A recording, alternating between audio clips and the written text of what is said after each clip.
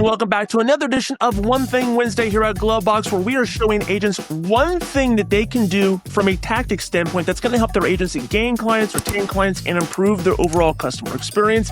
Today, like always, I'm joined by Carlos on our team. Carlos is in our product department. I think we call you Los for short. Is that correct? All right. Yes, Wow. yes. Los is going to be showing you one thing that you could be doing inside of GloveBox today, right now, that's going to help your agency improve your customer experience. Carlos, how are we doing today? I'm doing great, Nick. Thanks for having me. So one thing we're going to concentrate today on will be documents, especially getting those ID cards to your policyholders and how policyholders can easily get that information from you. That's great. And that's something I know a lot of agents probably struggle with because they get a lot of inbound phone calls, emails, text messages, smoke signals, carrier pigeons, Morse code, all the above from clients who are requesting these documents, wanting these documents. And, if you're an agency of any scale or size, that can really bog you down when you're getting a lot of those. So that's a great use case.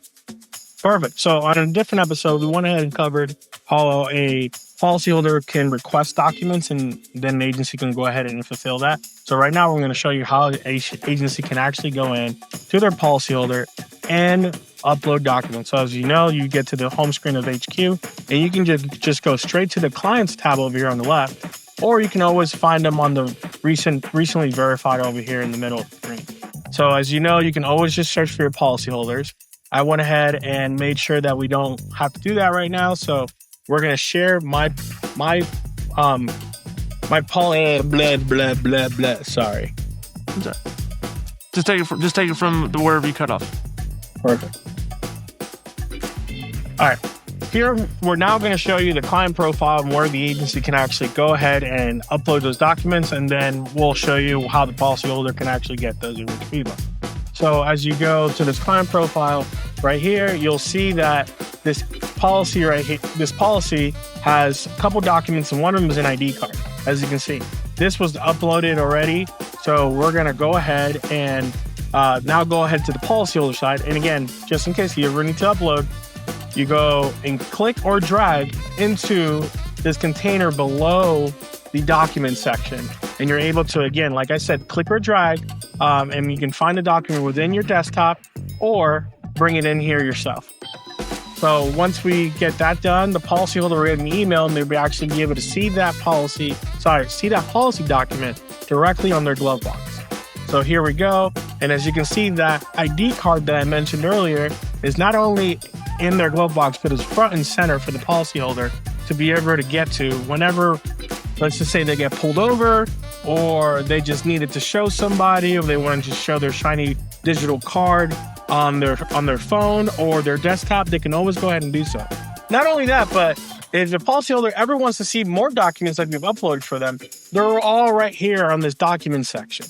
So there's a lot of different ways to get to those documents. And let me show you one more, because again, they can't have an excuse saying that they don't know how to get to those documents. So if you go to their policies, you will see those documents in each of those individual policies. So like I mentioned, you'll be able to see the documents on the home tab by checking which category they would like, or just an ID card. You can go into their specific policy and check those documents, or they can go to the documents tab. And once again, all those documents are uploaded via HQ on the client profile for that specific policyholder.